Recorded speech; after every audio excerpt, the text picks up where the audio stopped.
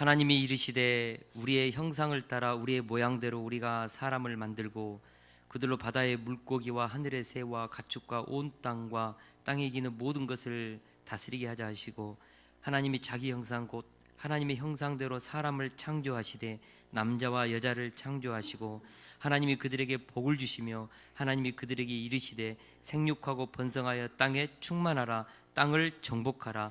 바다의 물고기와 하늘의 새와 땅에 움직이는 모든 생물을 다스리라 하시니라. 하나님이 이르시되 내가 온 지면에 씨 맺는 모든 채소와 씨 가진 열매 맺는 모든 나무를 너희에게 주노니 너희의 먹을거리가 되리라. 또 땅의 모든 짐승과 하늘의 모든 새와 생명이 있어 땅에 기는 모든 것에게는 내가 모든 푸른 풀을 먹을거리로 주노라 하시니 그대로 되니라.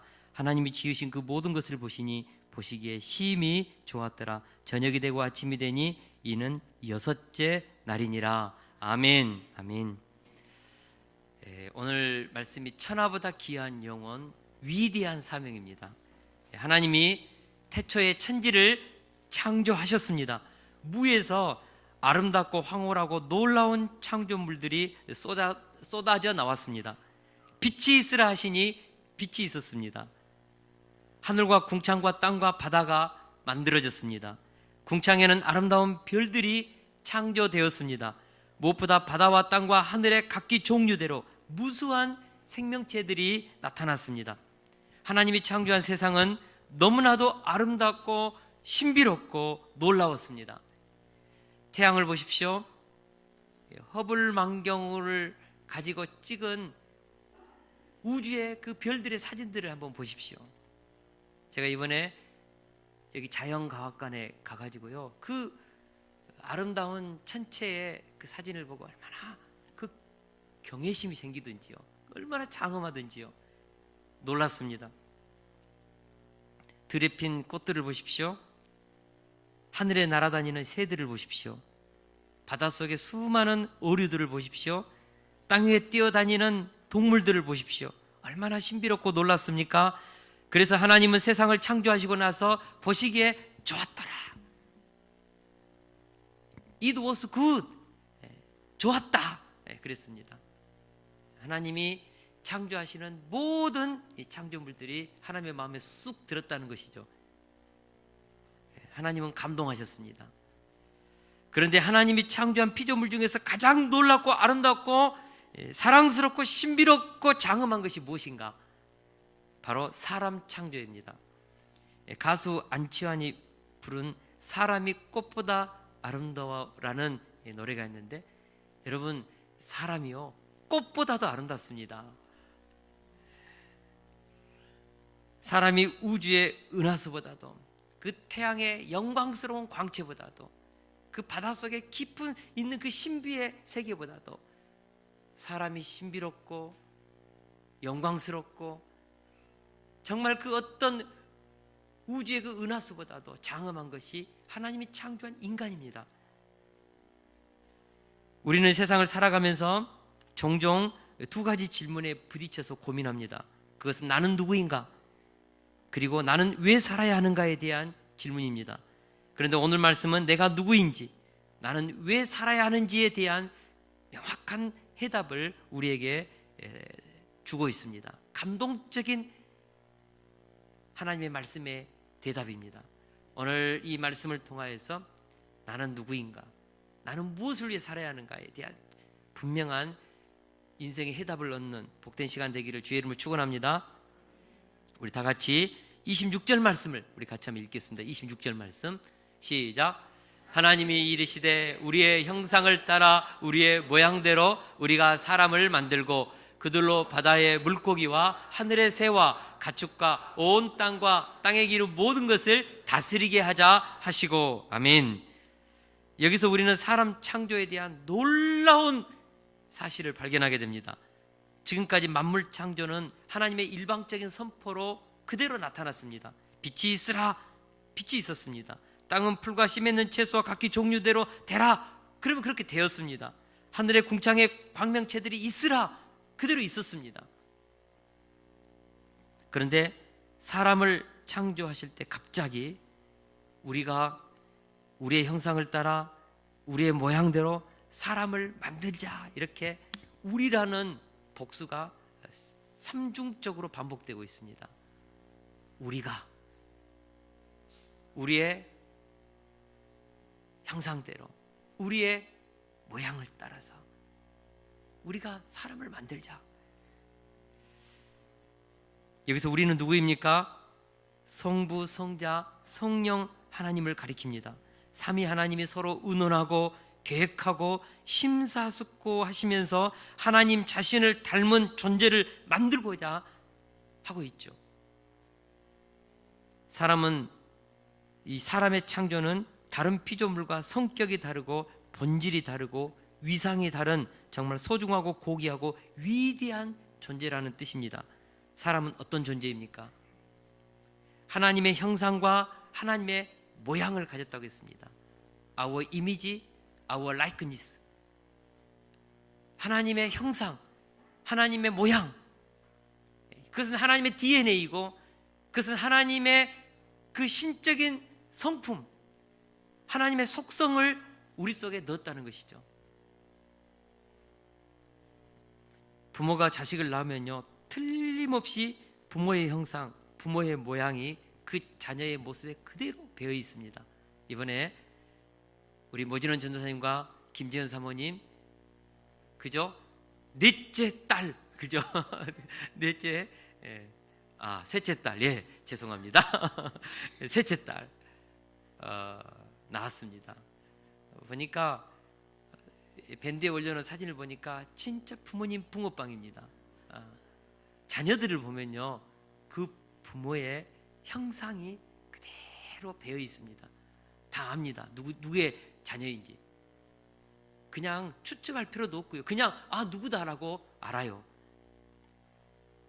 여러분, 자식은 부모를 정말 닮았습니다.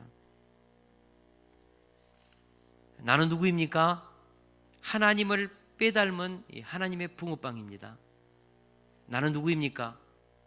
하나님께서 가장 많은 정성을 모아서 깊이 심사숙고하여 만든 작품 중에 작품, 하나님의 최고의 걸작품입니다.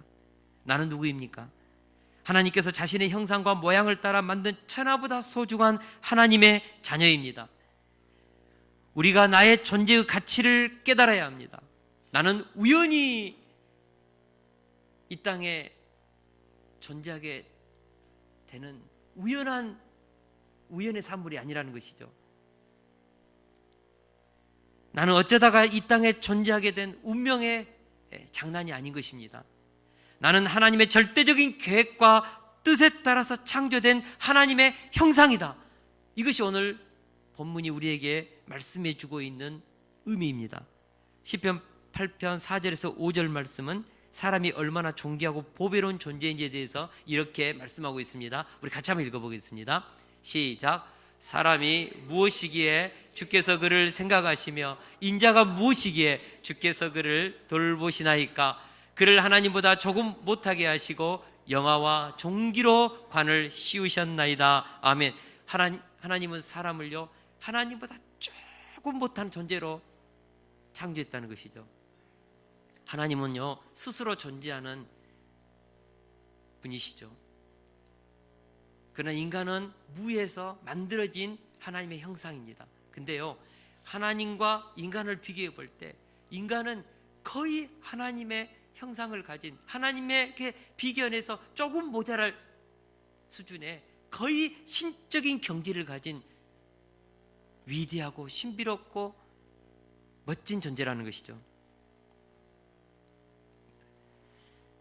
사람은 하나님의 얼굴이요, 하나님의 통치 대행자로서 그 머리에 영화와 존귀의 관을 씌워 주셨습니다. 여러분, 그래서 우리가 나 자신에 대한 자존감을 가져야 합니다. 남들이 뭐라 하든 나는 보배롭고 존귀하고 가치 있고 사랑받을 만한 하나님의 자녀다, 이런 확신이 있어야 합니다. 동물은 흙으로 만들어진 생명체입니다. 물론 사람도 흙으로 만들어진 동물적인 생명의 속성이 있습니다. 그러나 사람은 하나님의 성품을 가진 하나님의 형상입니다. 동물과 존재하는 방식에 있어서 사람은 전혀 다른 것이죠. 여러분, 많은 사람들이 이 하나님의 형상을 닮은 이 위대하고 신비로운 인간을 그냥 단순한 물질에서, 단세포에서, 원숭이로, 그래서 사람이 되었다는 고등동물로 우리를 정의하려고 합니다. 우리 이것을 버려야 합니다. 사람은 진화된 고등동물이 아니라 하나님이 창조한 하나님의 형상과 모양을 가진 신적인, 하나님과 비교할 때 조금 모자라는 영화와 종기에 관을 씌운 존재라는 것을 우리가 깨달아야 합니다. 전도서 3장에 보니까 3장 20절에서 21절을 우리 같이 한번 읽어보겠습니다. 시작. 다 흙으로 말미암아 다 흙으로 돌아가나니 다 한 곳으로 가거니와 인생의 혼은 위로 올라가고 짐승의 혼은 아래 곧 땅으로 내려가는 줄 누가 알랴. 아멘.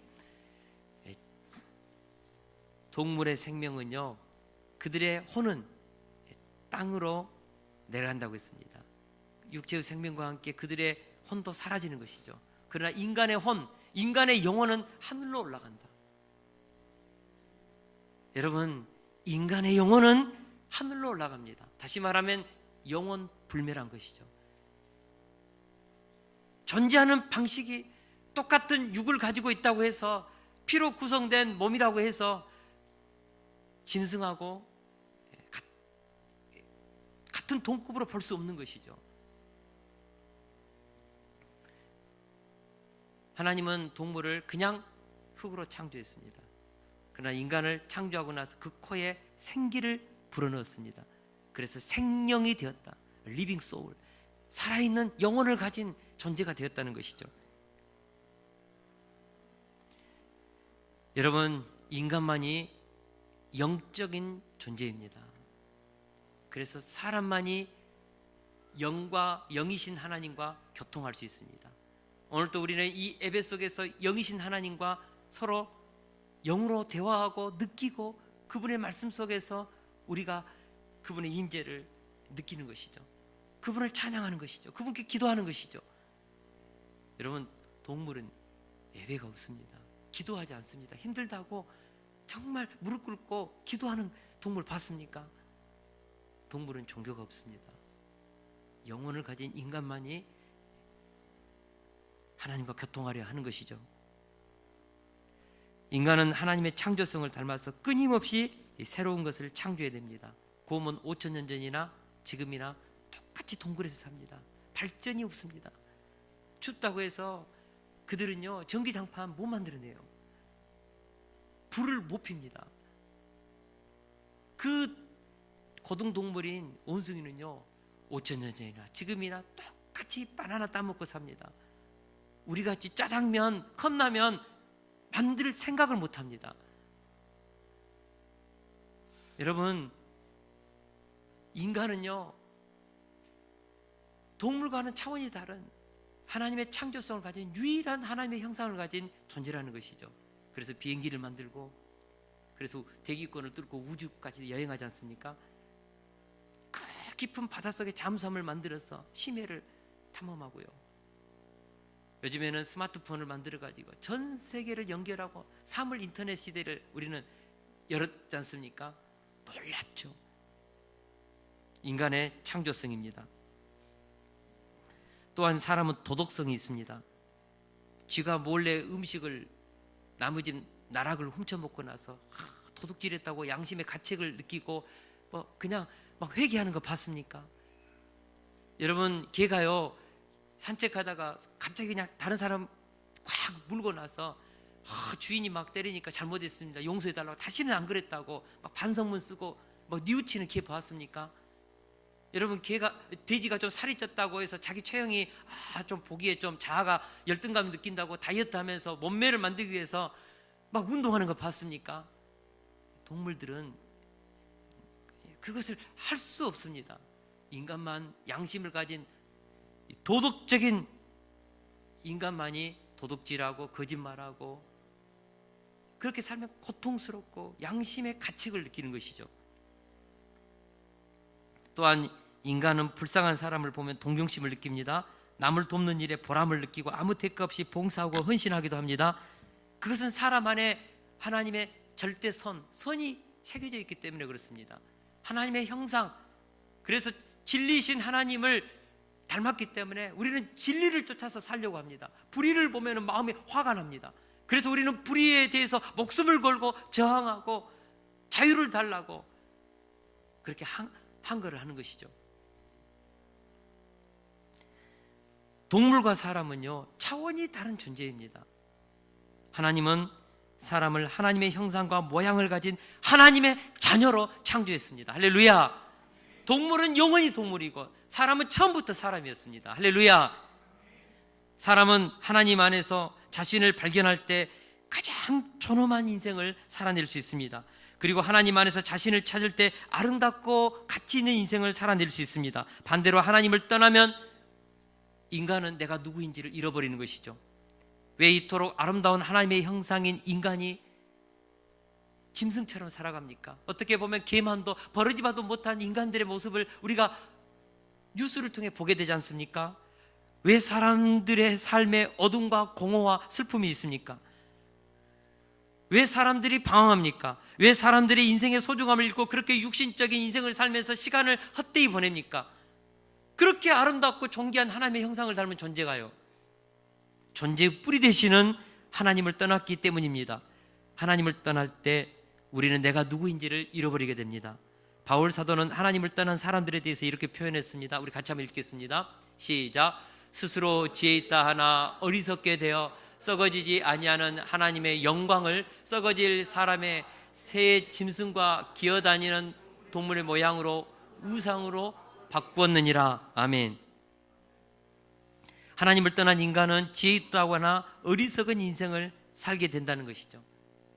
굉장히 본인은 똑똑하게 사는 것 같은데 실상은 동물적인 삶을 사는 것과 별반 구별이 안 될 정도로 그렇게 하나님을 떠난 인간은 그냥 동물 수준이에요.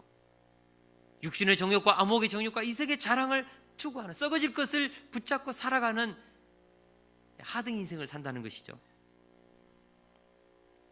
여러분, 솔로몬이요, 하나님께서 어마어마한 부와 모든 권력을 다 주어서 솔로몬에게 한 번 네 마음껏 네가 원하는 대로 한번 살아보라고 하나님께서 모든 것을 다 제공해 주었습니다. 우리가 잠언 2장에 보니까요, 솔로몬이 그렇게 자랑을 했습니다. 어떻게 하면 육신을 즐겁게 할까? 술도 좋은 술, 뭐 그냥 몇 천만 원짜리 하는 그런 술도 먹어보고요, 뿐만 아니라 호화로운 집도 지어보고 포도원도 일구어보고 남녀노비를 사고 금은 보배를 쌓고 노래하는 남녀 가수를 두고 처첩을 수없이 많이 두었습니다. 그러나 솔로몬이요, 만족이 없었다고 했습니다. 우리 잠언 1장 8절을 같이 한번 읽겠습니다. 시작. 눈은 보아도 족함이 없고 귀는 들어도 가득 차지 아니하도다.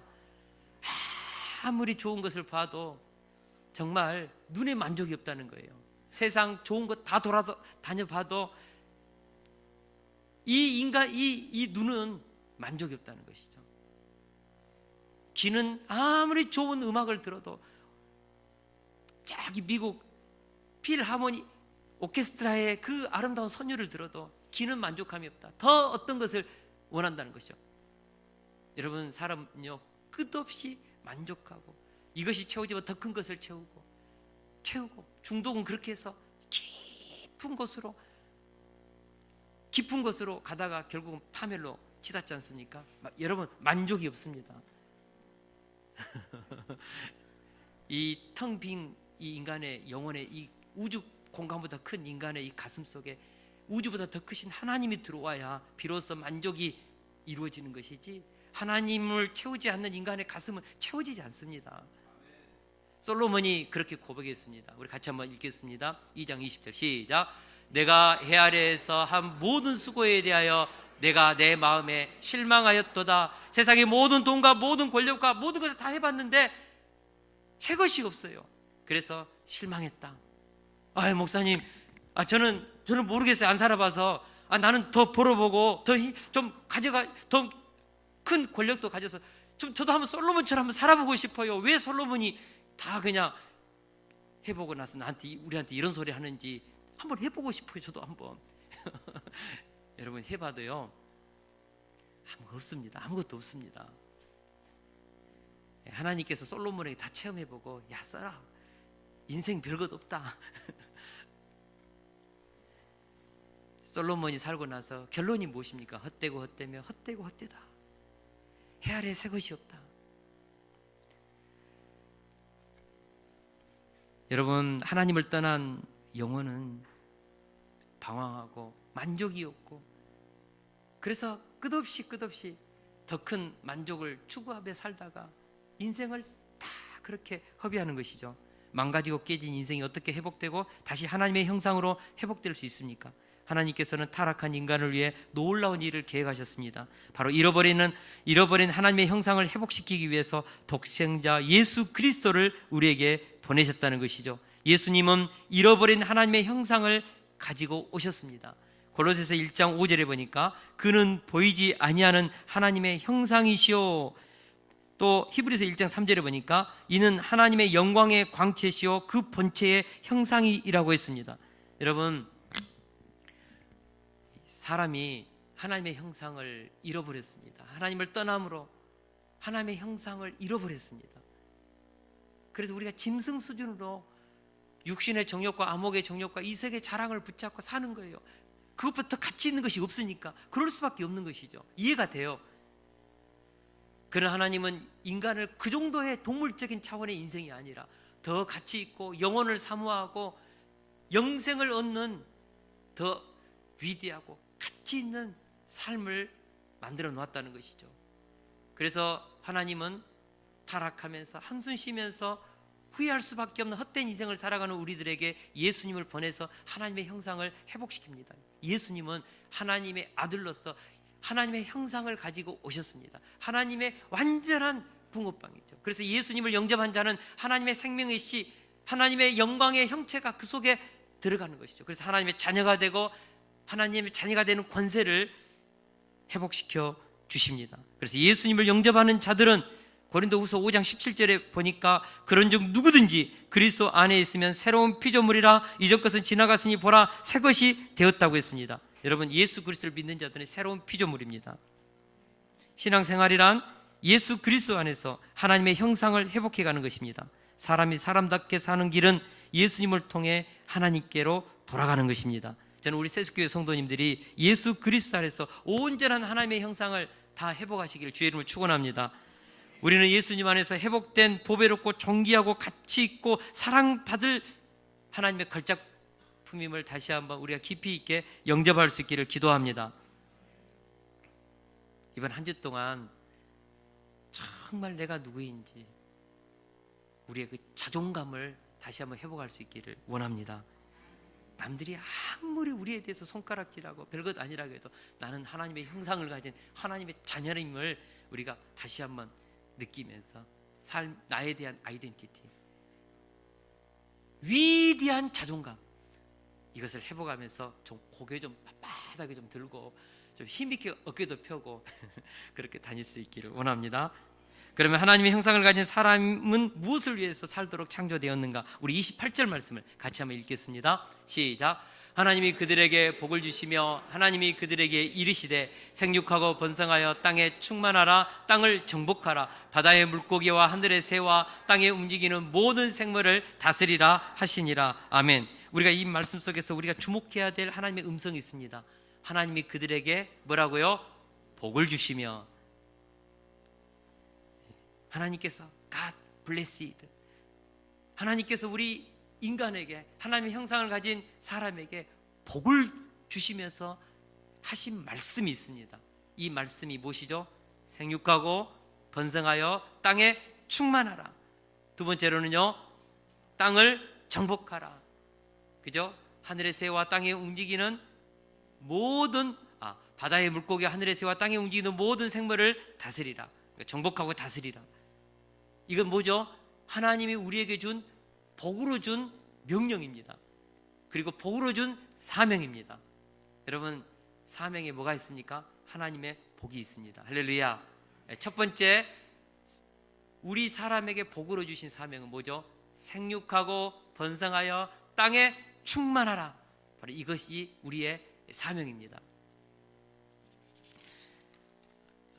생육 번성하고 땅에 충만하라. 이것을 NIV 영어 성경에 보니까요, be fruitful. 뭐죠? 이것은 다산해라 그 뜻입니다. 많이 낳아라. 그 다음에 increase in number, 수에 있어서 이렇게 많이 뭐라고요? 증가하는 것입니다. 그리고 fill the earth, 뭐죠? 이 지상에 가득 하나님의 자녀들을 채우라는 것입니다. 여러분, 하나님은요, 자기를 닮은 자기 자녀들을 많이 낳기를 원하십니다. 이 땅에, 온 땅에 가득하기를 원하십니다. 여러분, 하나님 나라가 얼마나 큰지 아세요? 이 지구촌보다요 상상할 수 없을 정도로 큽니다. 하나님의 집이 얼마나 넓으신 줄 아십니까? 하나님은 그 하나님의 나라에 하나님의 자녀들을 가득 채우기를 원하십니다. 할렐루야. 생육하고 번성하여 땅에 충만하라. 하나님이 우리에게 복으로 줬습니다. 우리 잠언서 14장 28절을 같이 한번 읽겠습니다. 시작. 백성이 많은 것은 왕의 영광이요 백성이 적은 것은 주권자의 패망이니라. 여러분, 하나님의 마음은요, 자기 백성이 많이 채워지기를 원합니다. 하나님의 나라에 허다한 백성들이 가득하기를 원하시는 하나님의 마음을 우리가 알아야 합니다. 여러분, 대굴 같은 집에도요, 자녀가 한 명도 없고 정말 할아버지 할머니만 둘이 그 천평되는 거대한 그 대호화 주택에 살면 그 뭔 재미가 있겠습니까? 뭐 TV 보고 뭐 영화 보고 뭐 그거 가지고 삶의 재미가 있겠어요? 한번 생각해 보세요. 대굴 같은 집에도요, 손자 손녀들이 자녀들이 가득 차서 뛰놀고 울고 막 그냥 막 그런 그 소리들이 들려야죠. 그잖아요. 여러분, 부모의 기쁨은요, 자기를 닮은 자녀들이 자자손손 번창하는 것입니다. 제가요, 우리 바울이 다니엘한테, 야, 너희들 결혼하면 5명은 최소한 낳으면 좋겠다. 내가 키워줄게. 여러분, 정말 가정에 자녀들이 가득한 것은 가문의 영광이요 힘이요 복이죠. 하나님의 나라도 동일합니다. 하나님은 아브라함 한 사람을 부르시고 나서 변기할 수 없는 복의 약속을 하셨습니다. 그것이 무엇입니까? 내 씨가 크게 번성하여 하늘의 별과 같고 바닷가의 모래와 같게 하리라. 와, 하나님은요, 얼마나 자기 자손들이 번성하기를 원하셨는데, 아브라함 한 사람을 통하여서 땅에 티끌같이 많은 하나님의 자녀들을 내가 만들어내겠다고 하나님께서 약속하셨습니다. 여러분, 하나님의 이 약속을 믿을 수 있기를 주의 이름으로 축원합니다. 우리 하나님은요, 아무리 원수 마귀가 하나님의 자녀들을 죽이고 그 하나님의 나라가 이렇게 막 흥황하여 그저 생육번성 충만한 것을 막으려고 해도 하나님이 그것을 허락하지 않습니다. 우리가 출애굽기에 보니까 그 바로 왕이 얼마나 이스라엘의 그 산하 제한 정책을 썼습니까? 남자가 태어나면 막 나일강에 던지기도 하고 죽이려고 하고, 그래도 생육번성 충만하고 중다해서 이스라엘의 인구는 계속해서 번성했습니다. 여러분, 하나님의 나라가 오기까지 하나님의 백성들은 계속해서 하나님의 나라에 가득 채워질 것입니다. 언제 주님이 오실 것인가? 하나님의 나라에, 하나님의 집에 하나님의 백성이 중다하게 채워지면 이제 주님이 오실 것입니다. 우리 주님께서 말씀하셨지 않습니까? 강권하여 내 집을 채우라. 사랑하는 동역자 여러분, 우리 예수님도 복음을 완성하시고 나서 제자들에게 지상 명령을 내렸습니다. 우리 같이 한번 마태복음 28장 18절에서 20절을 같이 한번 읽겠습니다. 시작. 하늘과 땅의 모든 권세를 예수께 시작. 예수께서 모든 권세를 내게 주셨으니 그러므로 너희는 가서 모든 민족을 제자로 삼아 아버지와 아들과 성령의 이름으로 세례를 베풀고 내가 너희에게 분부한 모든 것을 가르쳐 지키게 하라. 볼지어다 내가 세상 끝날까지 너희와 항상 함께 있으리라. 아멘. 우리 예수님도요, 이제 예수 그리스도 안에서 회복되는 하나님의 자녀들을 너희들이 전도를 통하여 세계 선교를 통하여 많이 나으라는 것이죠. 모든 민족을 제자 삼으라고 했습니다. 여러분, 교회는 생육 번성 충만함이 있어야 합니다. 하나님의 나라에는 생육 번성 충만함이 있어야 합니다. 가정에도 생육 번성 충만함이 있어야 합니다. 요즘 우리 시대는 하나님이 복으로 주신 이 사명을 잃어버렸습니다. 이 사명을 문자적으로 가장 잘 지키는 종교가요, 이슬람과 그리고 유대교입니다. 유대인들은요 정말 하나님이 주시는 대로 다 낳습니다. 이번에 우리 이스라엘 선교순례 갔을 때요, 그 차를 운전했던 분이 아랍 이름이 지단이거든요. 그래서 우리가 맨 지단 그랬거든요. 50대 중반이었는데요, 자녀가 9명이. 9명. 정말 하나님이 주시는 대로 낳는 거예요. 그죠? 그것은 복으로 알고 있습니다.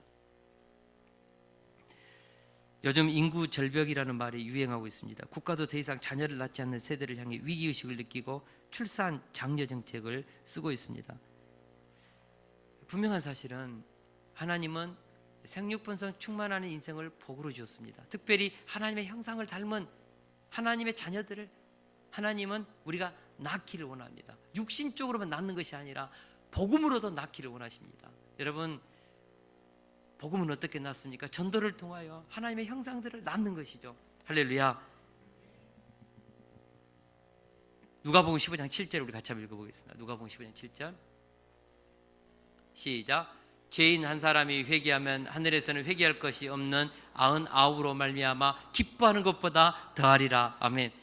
그러니까요, 이 말을 좀 우리가 좀 쉽게 해석하면요, 하나님의 나라에 하나님의 가족이 한 명 더 생기면, 회개해서 하나님의 나라에 한 명이 들어오면 천국에서는요 파티가 열립니다. 저는 충분히 이해돼요. 여러분, 우리 가족 가운데 누군가가 새로운 생명이 우리 가문 속에 탁 생겼어요. 탄생해서 온 가족이 기뻐하죠. 그래서 백일 잔치도 하고 돌잔치도 하고 그러는 거 아닙니까? 하나님의 나라에 한 명의 하나님의 자녀가 들어오면 온 천국 가족 한 명이 생겼다고 정말 천국에서는 잔치가 벌어지는 것이죠.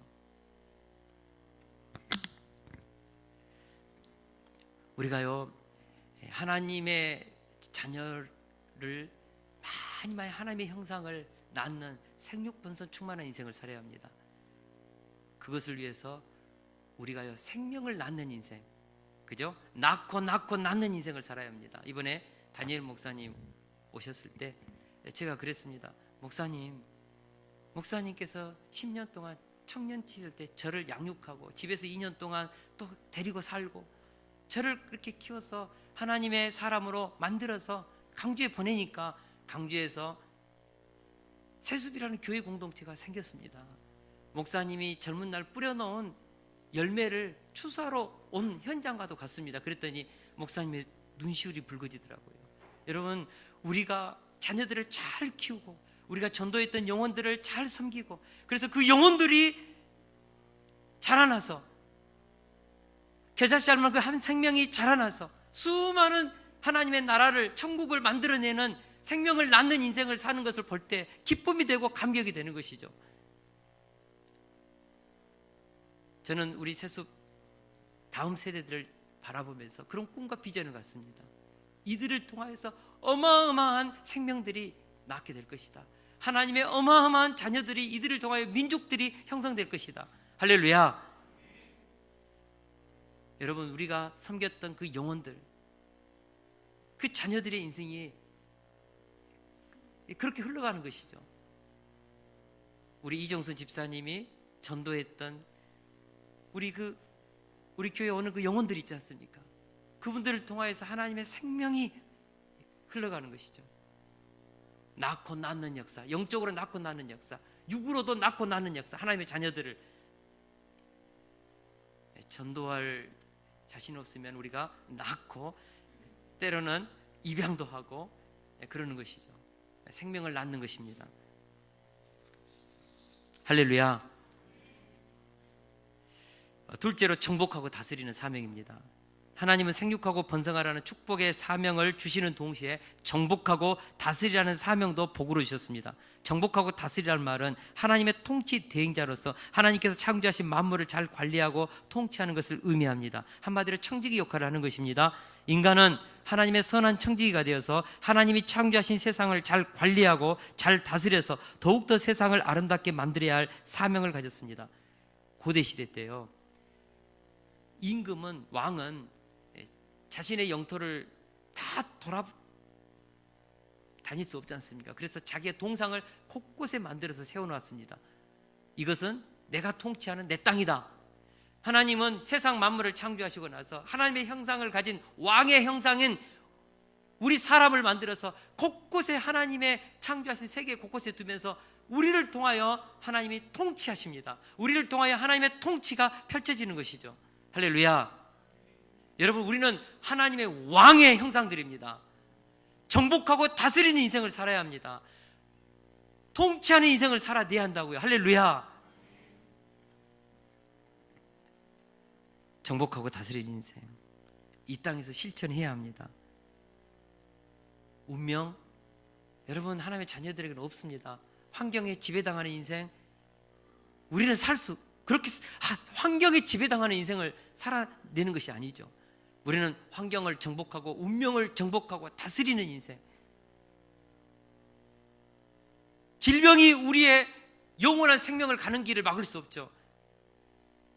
그 어떤 고난도 정복하고 다스리는 그 통치권을 행사하는 것을 방해할 수 없습니다.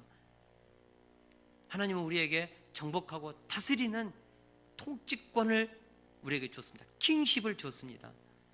물질 세계만요 다스리는 통치권이 아니라 영적인 세계도 우리는 정복하고 다스릴 수 있는 통치권을 부여받았습니다. 할렐루야. 마태복음 16장 18절을 같이 한번 읽겠습니다. 시작. 마태복음 16장 18절 시작. 내가 이 반석 위에 내 교회를 세우리니 음부의 권세가 이기지 못하리라. 누가복음 10장 19절 시작. 내가 너희에게 뱀과 정갈을 밟으며 원수의 모든 능력을 제어할 권능을 주었으니 너희를 해칠 자가 결코 없으리라. 마가복음 16장 17, 18절 시작. 믿는 자에게는 이런 표적이 따르니 곧 그들이 내 이름으로 귀신을 쫓아내며 새 방언을 말하며 뱀을 집어 올리며 무슨 독을 마실지라도 해를 받지 아니하며 모든 병든 사람에게 손을 얹은즉 나으리라. 아멘. 이것은 무엇을 말합니까? 우리가요 영적인 세계까지도 통치하고 다스리는 영적인 권능 우리에게 주었다는 것이죠. 여러분, 아무리 똑똑한 의사하고 박사도요, 권력을 가져도요, 점쟁이 있죠. 점치는 신령한 무당 앞에서는요 길을 못 펴요. 영적인 힘이라는 것은 인간의 이성과 세상에 가지고 있는 힘을 능가합니다. 그래서 우리는 그 영적인 어떤 힘을 가진 사람을 두려워하지 않습니까? 근데 우리 그리스도인은, 우리 하나님의 자녀들은 물질 세계뿐만 아니라 영계까지도 장악할 수 있는 통치권을 부여받았습니다. 뱀과 정갈을 밟을 수 있는 힘, 귀신을 쫓아낼 수 있는 힘, 영적인 어둠의 세력들을 물리칠 수 있는, 우리는 영권이 있다는 것이죠. 우리는 목회자들에게 영권을 달라고 기도하지 않습니까? 우리 크리스찬들에게 다 그런 영권이 다 주어졌습니다. 할렐루야. 정복하고 다스리라. 물질 세계뿐만 아니라 영적인 세계까지 너희는 통치권이 부여됐다는 것이죠. 정복하고 다스려서 하나님의 나라를 세우라는 것이죠. 천국을 만들어내라는 것이죠. 가정 속에서, 교회 안에서, 이 나라, 이 민족 속에서 뜻이 하늘에서 이루어졌던 것처럼 땅에서도 하나님의 나라를, 하나님의 뜻을 이루어내라는 것이죠. 누구를 통해서요? 하나님의 형상을 가진, 통치권을 가진 우리를 통하여 생육번성 충만하면서 정복하고 다스리면서 하나님의 나라를 세워라. The Kingdom of God, 하나님의 왕국을 우리를 통하여 세워내기를 원하십니다. 우리는 그런 사명을 가졌습니다. 나는 누구입니까? 천하보다 소중한 영혼을 가진 하나님의 형상입니다. 나는 무엇을 위해 살아야 합니까? 생육하고 번성하여 땅에 충만하는 인생, 땅을 정복하고 다스리는 사명을 복으로 가진 인생을 살아야 합니다. 여러분, 우리에게는 위대한 영혼이 있습니다. 천하보다 귀한 영혼, 영원토록 변하거나 쇠하지 않는, 우리는 영혼을 가진, 하나님의 형상을 가진, 영을 가진 영적인 존재, 우리는 그런 자입니다. 우리는 사람을 존귀하게 여겨야 되고, 특별히 하나님의 형상들을 우리는 소중히 여겨야 합니다. 나 자신을 소중히 여겨야 합니다. 그리고 정복하고 다스리는 인생, 생육번성 충만하는 인생을 통하여서 이 땅에 하나님의 나라를 세우는 인생을 살아내야 합니다. 할렐루야. 이번 한 주 동안 이 말씀을 가슴에 품고 정말 다시 한번 삶의 의미와 가치를 내 인생 속에서 찾아내면서 먹든지 마시든지 무엇을 하든지 하나님의 창조의 목적대로 살아내는 저와 여러분들이 될 수 있기를 주의 이름으로 축원합니다. 여러분, 사명이 복입니다. 사명이 우리를 살게 하는 것입니다. 사명을 가진 사람은 죽지 않습니다. 사명을 통하여 우리는 하늘로부터 공급되는 모든 능력과 권세와 하늘의 복을 다 누리는 것이죠. 이 은혜와 복이 이번 말씀을 읊조리면서 한 주 동안 내내 지속되며 2019년 한 해 동안도 정복하고 다스리고 생육하고 번성하고 충만하는 저와 여러분들의 인생이 되기를 축원합니다. 우리 찬양하면서 우리 같이 기도하는 시간 갖겠습니다.